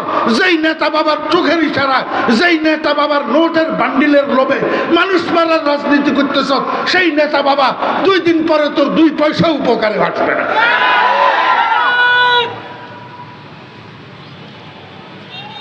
এর চেয়ে সুন্দর করে বুঝানোর ক্ষমতা আল্লাহ আমারে আর দেয় নাই। ছোট মিয়ারা, রাজনীতি করো, রাজনীতির নামে সন্ত্রাস করিও না, রাজনীতির নামে মানুষ খুনের রাজনীতি করিও না, রাজনীতির নামে মারামারির রাজনীতি করিও না, রাজনীতির নামে মাঠামাটির রাজনীতি করিও না। তোমার যেই নেতাদেরকে খুশি করার জন্য এগুলা করতেছ, এই নেতারা তোমারে জুতা পালিশ করার ব্রাশের মতো ব্যবহার করে, জুতা পালিশের ব্রাশের মতো। যতক্ষণ তুমি কাজে লাগবা এতক্ষণ তোমারে মুঠ করেই ধরে রাখবে। যখন জুতা পালিশ শেষ হইয়া যাবে এইভাবে তোমারে নিক্ষেপ করবে, জেলখানে যাইয়া পড়ে থাকবি, ফোন করলে ফোন ধরবে না। কেন বুঝস না ছোট মিয়ারা? মুসলমানের সন্তান বলো, হরেশ বাবুর সন্তানের মতো চলিও না। আল্লাহু আকবার। নফসের বাংলা কি? আর একটা অঙ্গ আছে ভিতরে, সেটার নাম রূহ। সেটার নাম রূহ মানে আত্মা। রূহ মানে কি? আমার ভাইয়েরা, দোস্তাবাব, এই রুহু আর নফস দুইটা জিনিস মানব দেহের ভিতরে আছে যে সত্য, কিন্তু সারা শরীরের কাটিয়া টুকরা টুকরা করলেও এই দুই জিনিসের দেখা মিলে না। ঠিক না? ঠিক কর। এখন তো সময় আমারে অনুমতি দিতেছে না, নইলে আর একটু বুঝাই কইতাম। হ্যাঁ, ওই শ্বশুর বাড়ির জামাই গেছে বেড়াইতো, জামাই আসিল একটু হেবলা টাইপের, তো শ্বশুরে 10 টাকা দিছে, কয় জামাই বাবা বাজারে যাইয়া 10 টাকা দিয়া কিছু খাইয়া আসেন। তো জামাই বাবা বাজারে ঢুকতেই পাইছে তরকারি দোকানদার একটা, তরকারি দোকানদারেরা যাইয়া কয়, ভাই আমারে 10 টাকার কিছু দেন, 10 টাকার কিছু দেন। হাতে কইছে কিছু। দোকানদারের দোকানে ঝামেলা ছিল, দোকানদারে বুঝছে কচু। দোকানদারে বুঝছে কি? ওই কাঠ কচুর তরকারি আছে না, আধা কেজি পিস করি করি রেখছে, 1 কেজি 10 টাকা করে বিক্রি করে, 1 কেজি 2 পিস মিলে কয় পিস? 2 পিস। এতে যখন 10 টাকা দিয়ে বলছে আমারে কিছু দেন, দোকানদারে কচু বুঝছে, এই জন্য 2 পিস কচু তারে ধরাই দিছে। এখন 1 পিস পকেটের মধ্যে লইয়া আরেক পিসের সাবাইতে সাবাইতে শ্বশুর বাড়ির দিকে হাঁটা শুরু করছে। অর্ধেকের চেয়ে বেশি রাস্তা গেছে, 1 পিস শেষ হয়ে গেছে, পকেটের থেকে আরেক পিস বাইর করি আবার সাবানি শুরু করছে। কি? রসগোল্লা নেই, কাঁচা কচু, কাঁচা কচু। এখন যখন শ্বশুরবাড়ির দরজা পর্যন্ত গেছে, আরও 1 টুকরা বাকি রয়ে গেছে, কিন্তু এইটা আর খাইতে পারে না। ইতিমধ্যে গলার মধ্যে চুলকানি শুরু হয়ে গেছে। চুলকানি কি হয়ে গেছে? শুরু হয়ে গেছে। গেছে আস্তে আস্তে শ্বশুরের ঘরে, যাইতে যাইতে ব্যথা বাড়ছে, এবার চিৎকার শুরু করছে। এখন শাশুড়ি জিজ্ঞেস করে, বাবারে কি হয়েছে? কয়, আব্বাই আমারে 10 টাকা দিছিল কিছু খাওয়ার জন্য, এখন কিছু খাইছি পরে আমার এই অবস্থা হচ্ছে। শ্বশুর বেটাও আসিল রুমের ভিতর, শুনি বাইরে আছে, কয় জামাই বাবু আমি আপনারা কিছু খাইতে কইছি, আপনি কি খাইছেন? কয় যে একটু আছে তো পকেটের ভিতরে। এই যে যখন শ্বশুরের মাথার উপরে আসমান ভাঙ্গি পড়ল, এটা তো কাঁচা কচু। কয় এটা কিনলে আপনি খাইছেন? কতগুলা খাইছেন?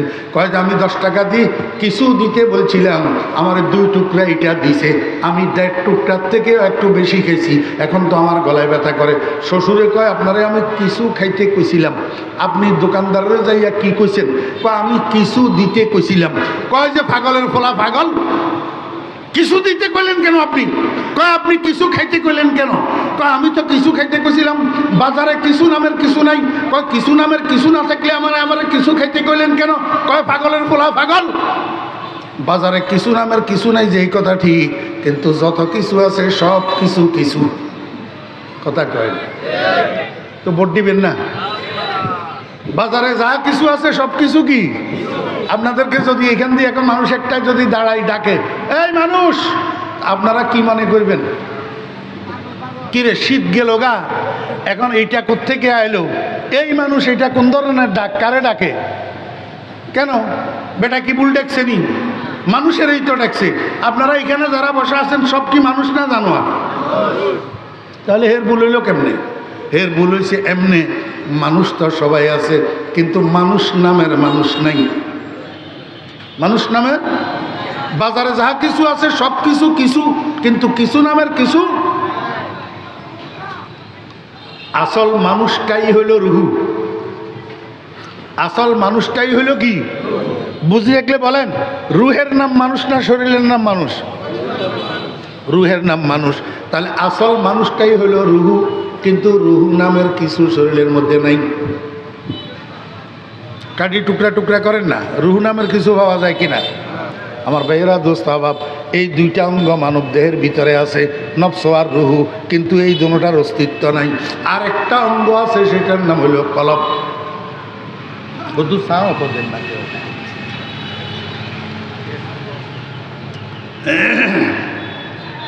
আরেকটা অঙ্গ আছে, সেটার নাম কি?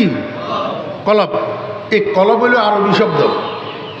উর্দু ফার্সিতে বলে দিল, আর ইংরেজিতে বলে হার্ট, বাংলায় বলে অন্তর বা হৃদয়। কয়টা অঙ্গ পাইলেন? কয়টা? তিনটা। এবার আসেন, এই তিনটা অঙ্গের মধ্যে একটা নাম নফস। এটা হইল গোপন শত্রু। মনে আছে না? ভুলে গেছেন? এই নফস এটা হইল কি? গোপন শত্রু। আর প্রকাশ্য শত্রু হইল শয়তান। প্রকাশ্য শত্রু হইল শয়তান। আল্লাহ পাক রব্বুল আলামিন বলেন, ইন্নাহু লাকুম আদুউম মুবিন। শয়তানের পদচিহ্ন অনুসরণ করিও না, শয়তানের পথের প্রতীক হইও না, শয়তান যে রাস্তা দিয়ে হাঁটে সেই রাস্তা দিয়ে হাঁটিও না, শয়তান তোমার কাছে যা চায় সেই চাহিদা পূরণ করিও না, কারণ শয়তান তোমার প্রকাশ্য শত্রু। এই শয়তানের অনুসরণ করিও না, শয়তান তোমার প্রকাশ্য শত্রু, এই কথা কই আল্লাহ কি বুঝায়? আমার ভাইয়েরা, দোস্ত আহবাব, 16 বছর দুইটা ছেলে বন্ধুত্ব করছে, একজন আরেকজনের বন্ধু বানাইছে। আমার ভাইয়েরা, দোস্ত আহবাব, দুইটা জুড়ি, এক জুড়িতে দুইজন, আরেক জুড়িতে দুইজন। প্রথম জুড়ির মধ্যে একজন মদদি, দ্বিতীয় জুড়ির মধ্যে একজন নামাজি। এখন প্রথম জুড়ির মধ্যে মদদি যেটা, এটা মাগরিবের নামাজের পরে ওই দ্বিতীয় বন্ধুরে হাত ধরে টানে, কয় বন্ধু আয় এদিকে একটু যামু। বন্ধুকে কয় কিরে ভাই সেদিকে কই জ্বর, এটা তো অন্ধকার গলি, চিপা গলি, এদিকে কই যাইতেছ? কই সামনে একটা দোকান আছে, সেই দোকানে যাব। বুঝছেন তো কিসের দোকান? কথা কয় না। ইয়াবার দোকান, বাবার দোকান, আর ডাবার গাঞ্জার বন্ধু গাঞ্জাখোর। এই গাঞ্জাখোর বন্ধুয়ে আরেক বন্ধুরে কোন দিকে টানে নিয়ে যায়? কথা কয় না। এক বন্ধু আরেক বন্ধুরে গুনার দিকে টানে নিয়ে যায়। আরেকটা জুটির ভিতরে একটা বন্ধু নামাজি। এই নামাজি বন্ধু যখন মাগরিবের নামাজ আযান হইছে, বন্ধুরে হাত ধরিয়া টানে, কয় বন্ধু আয় দোনোজনে মাগরিবের নামাজটা আদায় করি, তারপরে দোনোজনে নাস্তা করব। কথা বুঝছেন না বুঝেন নি? আমার আপনারা বুঝি থাকলে বলুন, কোন দুশ্মনে আরেক দুশ্মনের খায়ের খাই করেনি? কোন দুশ্মনে আরেক দুশ্মনের কল্যাণ চায়নি? জি, মঙ্গল চায়নি। শত্রুয়ে শত্রুর মঙ্গল চায়নি। আরে মিয়া, বিজয়ী হয়েছে নির্বাচনে, এরপরে খানা করতেছে, দাওয়াত করে ওই মানুষগুলারে যারা ভোট দিছে, যারা ভোট দেন এদেরকে দাওয়াত করে না। কথা কয়, এদেরকে কি করে না? দাওয়াত করে না। এক শত্রু আরেক শত্রুর মঙ্গল। আল্লাহ পাক রব্বুল আলামিন কয়, ইন্নাহু লাকুম আদুউম মুবিন। ও দুনিয়ার মানুষেরা, শয়তান তোমার প্রকাশ্য শত্রু, যেহেতু শয়তানে তোমার কোনো ভালো কোনোদিন চায় না, তোমার মঙ্গল চায় না, তোমার কল্যাণ চায় না। অতএব শয়তানে তোমার দিয়া কাজ যেগুলা করাবে, সেগুলার দ্বারা তোমার দুনিয়াতেও ভালো হবে না, আখেরাতেও ভালো হবে না, মৃত্যু শয্যায়ও ভালো হবে না। তোমার বেঈমান বানাইয়া দুনিয়ার থেকে নিয়ে যাবে, জাহান্নামী বানাইয়া দুনিয়ার থেকে নিয়ে যাবে, কারণ সে তো তোমার শত্রু, কোনো দিন সে তোমার ভালো চাইবে না।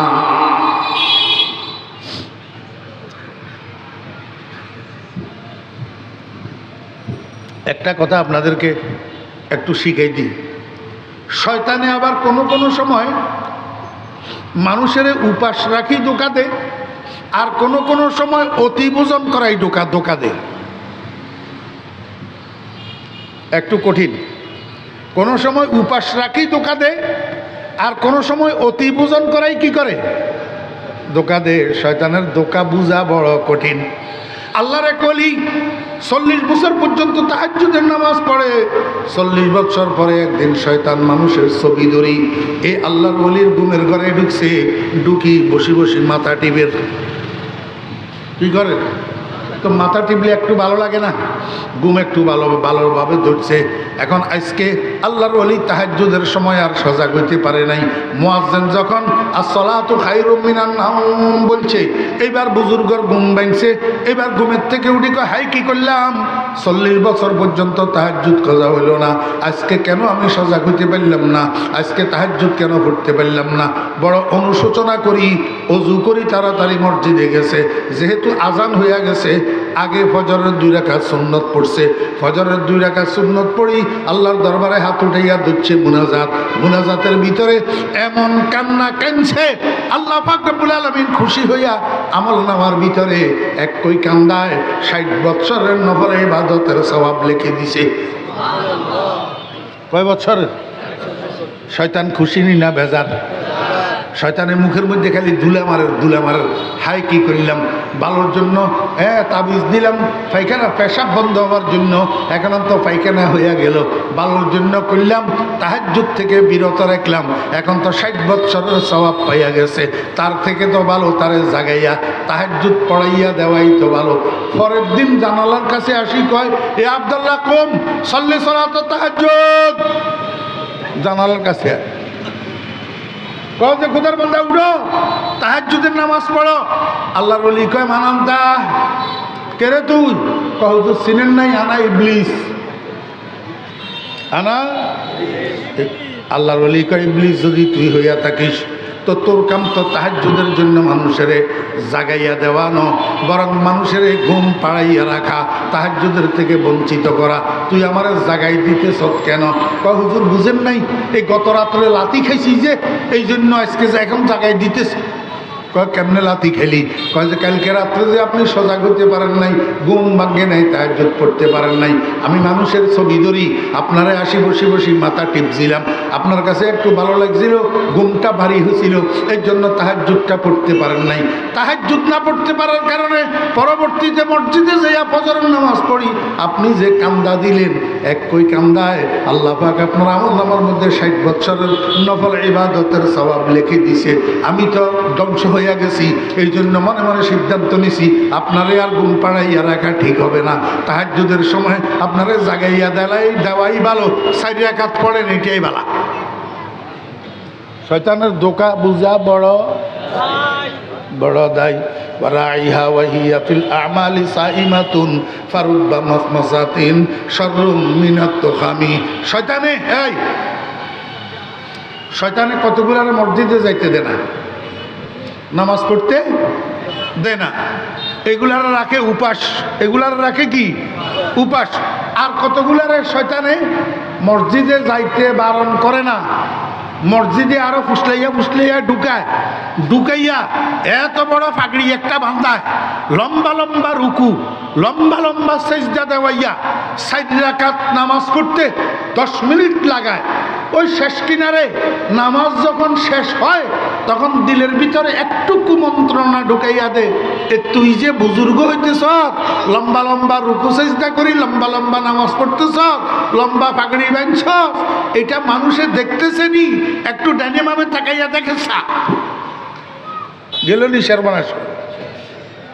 সর্বনাশ হয়ে গেল নি। এটার নাম রিয়া। এটার নাম কি? রিয়া। ক্বালা নবী সাল্লাল্লাহু আলাইহি ওয়াসাল্লাম, ইন্না আশাদ্দা মা আখাফু আলা উম্মতি আশ-শিরকুল খফি। কিলা ওয়া মা আশ-শিরকুল খফি ইয়া রাসূলুল্লাহ? ক্বালা আর-রিয়া। আল্লাহর হাবিব বলেন, আমি যেই জিনিসটার জন্য আমার উম্মতের জন্য আমার দুনিয়া থেকে যাওয়ার পরে আমি ভয় করি, সেই জিনিসটা হলো শিরকে খফি, অস্পষ্ট শিরিক। সাহাবীরা জিজ্ঞাসা করেন, ইয়া রাসূলুল্লাহ, অস্পষ্ট শিরিক কি? নবীজি বলেন, আর-রিয়া, লৌকিকতা, মানুষকে দেখানোর জন্য ইবাদত করা, মানুষকে দেখানোর জন্য বুজুর্গি করা, মানুষকে দেখানোর জন্য বুজুর্গি দেখানো, রিয়া। এই রিয়া সর্বনাশের মুখ। এটা করি যে কোনে শয়তান। আমার ভাইয়েরা দোস্ত আহবাব, এই জন্য আল্লাহ পাক রব্বুল আলামিন বলেন, ইন্নাহু লাকুম আদুউম মুবিন, শয়তান তোমাদের প্রকাশ্য শত্রু। খবরদার, শয়তানের চেক দিয়ে রাখতে হবে, শয়তান যেন তোমার কাছে আসতে না পারে। তাহলে কোথায় চেক দিতে হবে? ক্বালা নবী সাল্লাল্লাহু আলাইহি ওয়াসাল্লাম। মনোযোগ আসেনি? এই হাদিসটা বোঝানোর জন্য আমি এতটুক দরজা আপনাদেরকে ঘুরে যাচ্ছি। قال النبي صلى الله عليه وسلم ثلاثة أبواب يدخل منها الشيطان على العبد الغفلة والشهوة والغضب أو كما قال النبي عليه الصلاة والسلام আল্লাহর হাবিব বলেন মানুষের কাছে শয়তান আসার তিনটা দরজা এই তিনটা দরজা যদি তুমি চেক দিয়ে রাখতে পারো এই তিনটা দরজা যদি বন্ধ রাখতে পারো তাহলে শয়তান আর তোমার কাছে আসতে পারবে না তোমাকে কুমন্ত্রণা দিতে পারবে না তোমাকে দিয়া শয়তান আর গুনাহ করাইতে পারবে না কয় দরজা তিন দরজা এক নম্বর দরজার নাম হলো গাফলত এক নম্বর দরজার নাম কি আমার ভাইয়েরা দোস্ত আবাব আমি পাও ধরি আপনাদেরকে বলতেছি পাও ধরি অনুরোধ করতেছি একটু মনোযোগ সহকারে শুনি এই তিনটা দরজা একটু মুখস্থ রাখার চেষ্টা করেন দেখবেন হাজার হাজার গুনাহ থেকে বাঁচি যাবেন ইনশাআল্লাহ এক নম্বর দরজার নাম হলো গাফলত এক নম্বর দরজার নাম কি গাফলত মানি গাফলতের দুই অর্থ কয় অর্থ দুই অর্থ এক অর্থ হইল অলসতা আর এক অর্থ হইল উদাসীনতা উদাসীনতা মানি অমনোযোগিতা আমার ভাইয়েরা দোস্ত আবাব এই এক অলসতায় মানুষের অনেক ইবাদত থেকে বঞ্চিত করে আর এক উদাসীনতায় মানুষকে হাজার হাজার লক্ষ লক্ষ গুনার মধ্যে লিপ্ত করায়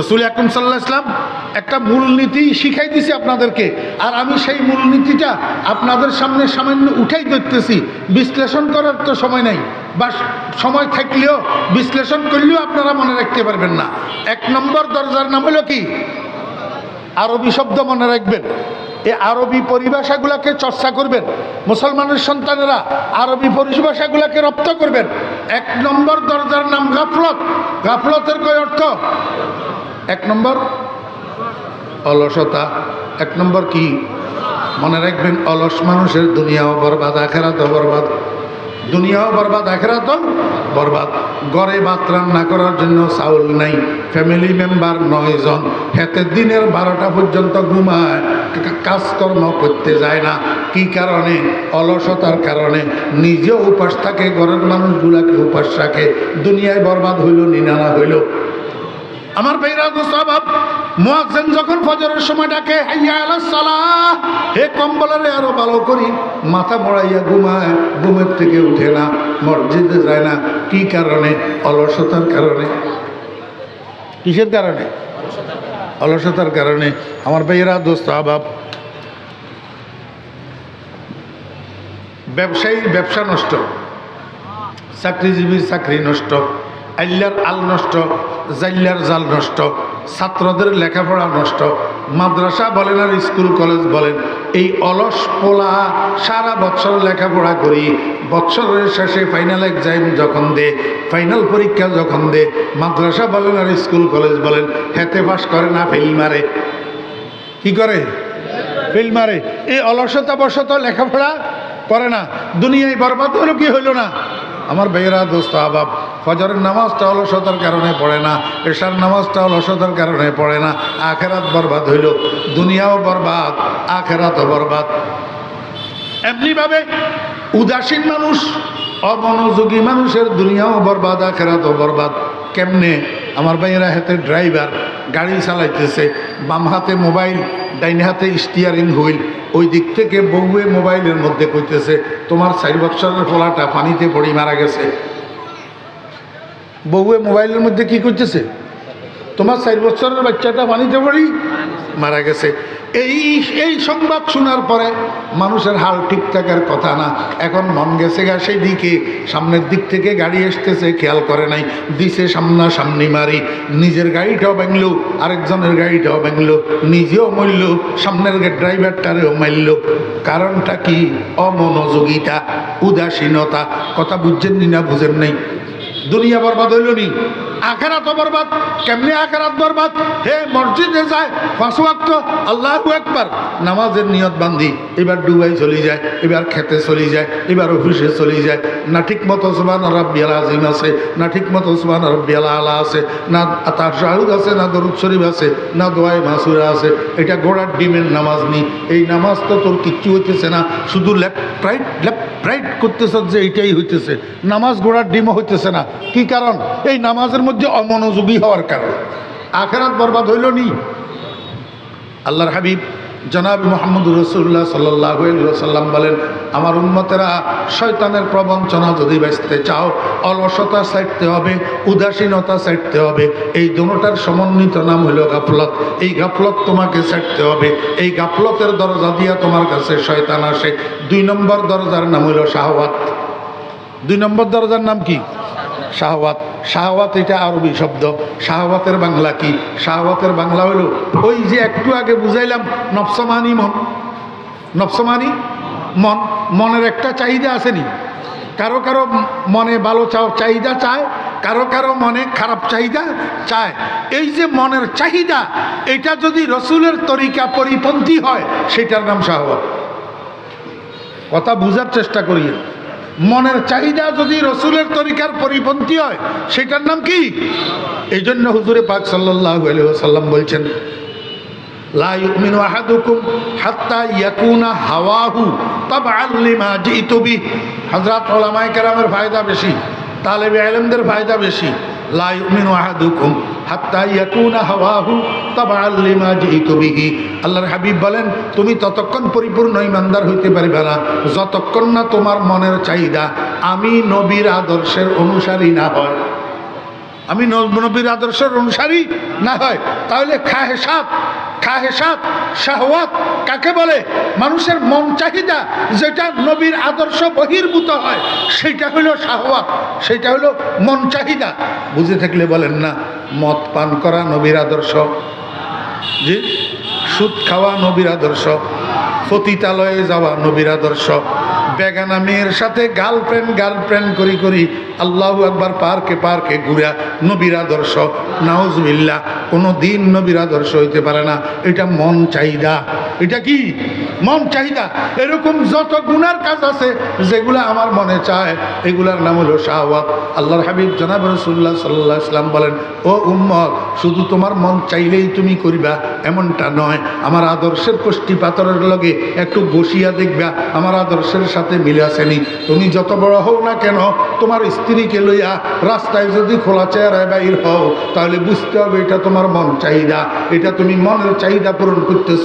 আমি নবীর আদর্শ বেপরদা চলা নয়। কথা বুঝছেন না? বুঝেন নাই? আল্লাহু আকবার। 3 নম্বর দরজাটার নাম হলো গজব।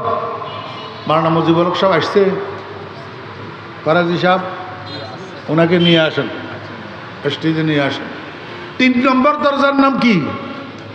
কথা কয় না। গজব। গজব আরবিতে কি কয়? গজব। গজব শব্দের অর্থ হলো রাগ, ক্রোধ। এই রাগের 3টা স্তর আছে। রাগের কয়টা স্তর? 3টা স্তর। আল্লাহু আকবার। এই 3 স্তরের মধ্যে একটা স্তর ভালো, যেটা মিডিয়াম স্তর। এটা ইসলামী সায়েন্সের পরিভাষায় এইটাকে বলে সুজাত। আর 2টা স্তর হলো ঘৃণিত, আর 2টা স্তর হলো অগ্রাহ্য। একটার নাম জুবুন আর একটার নাম তাহাব্বুর। একটার নাম জুবুন আর একটার নাম তাহাব্বুর। জুবুন হইল কাপুরুষতার নাম। তোমার ন্যায্য অধিকার সংরক্ষণ করার জন্য যেই রাগের দরকার, সেই রাগ তোমার কাছে না থাকার নাম কাপুরুষ। কথা কয় না? 30 বছর পর্যন্ত তোমার আব্বাই দোকান করলো, এখন 30 বছর পরে সন্ত্রাসী 2 জন লাঠি 2টা লইয়া যদি তোমার কাছে আসি, কয় এটা আমাদের দোকান, তুই গদি থেকে নাম, তো তুমি কি করবা? ভাইজান মারিয়েন না, আপনারা বসেন, আমি ছাড়িয়ে দিলাম না। এটা তোর ন্যায্য অধিকার। তোর বাবার 30 বছরের দোকান, তোর কাছে এই রাগ থাকতে হবে।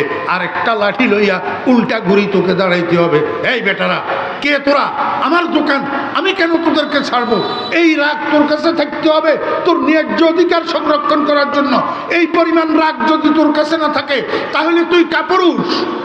তাহলে তুই কি?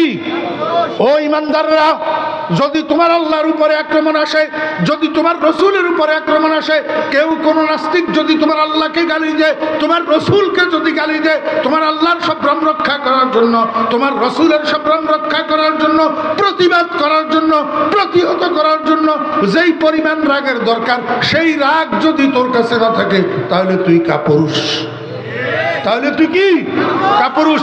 এটাকে ইসলামী সায়েন্সের পরিভাষায় বলে জুবুন। আর ইসলামী সায়েন্সের পরিভাষায় রাগের একটা উগ্র স্তর আছে, এটাকে বলে তাহাব্বুর। তাহাব্বুর মানে উগ্র রাগ। যেই রাগের মধ্যে মানুষ গেলে, যেই রাগে মানুষের পাইলে মানুষ এটার দিক বিদিক জ্ঞান থাকে না, হুঁশ ঠিক থাকে না, কারে কি বলে ঠিক করে না, কাকে কি করতেছে ঠিক করে না, নিজের ঘরের সমস্ত সিরামিক সরঞ্জামগুলার লাঠি দিয়া পিটাইয়া চুরমার করে ফেলে। কোনো সময় আল্লাহু আকবার বগুড়ি পিটানি শুরু করে, কোনো সময় নিজের ছেলে মেয়েদেরকে পিটায়, কোনো সময় মা বাপের গায়ে পর্যন্ত হাত উঠায়। কিসের কারণে? রাগের কারণে। এই যে রাস্তায় রাস্তায় সন্ত্রাস হইতেছে, মানুষ খুন হইতেছে, একজন আরেকজনকে আহত করতেছে, একজন আরেকজনকে নিহত করতেছে, এর মূলে ম্যাক্সিমাম কার্যকরী এই উগ্র রাগ। উগ্র আল্লাহর হাবিব জনাব রাসূলুল্লাহ সাল্লাল্লাহু আলাইহি ওয়াসাল্লাম বলেন, আমার উম্মতেরা তুমি তোমার উগ্র রাগটাকে কন্ট্রোল করো। কিভাবে কন্ট্রোল করবা? যখন তোমার কাছে রাগ আসতেছে তুমি দেখবা তখন বেশি বেশি করি আউযু বিল্লাহি মিনাশ শাইতানির রাজিম, আউযু বিল্লাহি মিনাশ শাইতানির রাজিম, আউযু বিল্লাহি মিনাশ শাইতানির রাজিম। যত বেশি পড়বে আস্তে আস্তে রাগ ঠান্ডা হয়ে যাবে। আল্লাহর নবী বলেন, যদি এইটার দ্বারাও যদি রাগ তোমার না থামে তাহলে এক কাজ করো, তুমি যদি দাঁড়ানো থাকো বসে যাও, রাগ ঠান্ডা হয়ে যাবে। যদি বসা থাকো শুইয়া যাও, রাগ ঠান্ডা হয়ে যাবে। যদি এইটার দ্বারাও রাগ না থামে তাড়াতাড়ি ওযু করো, দেখবা ওযু করলে তোমার রাগ ঠান্ডা হয়ে যাবে। যদি ওযুর দ্বারাও রাগ ঠান্ডা না হয়, সেই ওযু দিয়া 2 রাকাত নামাজের নিয়ত বান্ধ, 2 রাকাত নফল নামাজের নিয়ত বান্ধ। 2 রাকাত নফল নামাজ শেষ হইতে হইতে দেখবা তোমার কাছে আর রাগের গোষ্ঠীও থাকবে না। রাগের গোষ্ঠীও কি থাকবে না। উগ্র রাগ এটাকে কন্ট্রোল করতে হবে। খবরদার, রাগান্বিত অবস্থায় কোনো কাজ করা যাবে না। রাগান্বিত অবস্থায় কাজ করায় শয়তানে, রাগান্বিত অবস্থায় কাজ করায় কে? শয়তানে। এই রাগের দরজাটাকে যদি পাহারাদারি করা যায়, এই দরজা দিয়া যদি শয়তানের আগমনকে রুখা যায়, তাহলে মানুষ হাজার হাজার গুনাহ থেকে বাঁচে যেতে পারে। قال النبي صلى الله عليه وسلم ثلاثة أبواب يدخل منها الشيطان الغفلة والشهوة والغضب أو كما قال النبي عليه الصلاة والسلام। মনে রাখতে পারবেন তো ইনশাআল্লাহ? ইনশাআল্লাহ আল্লাহ পাক সবাইকে মনে রাখার আমল করার তৌফিক দান করেন। ওয়া আখিরু দাওয়ানা আনিল হামদুলিল্লাহি রাব্বিল আলামিন ওয়া সাল্লাল্লাহু তাআলা আলা খাইরি খালকিহি মুহাম্মাদিন ওয়া আলিহি ওয়া সাহবিহি আজমাইন। এখন আপনাদের সামনে আজকের মাহফিলের প্রধান অতিথি আমার স্নেহের ছোট ভাই মাওলানা মুজিবুর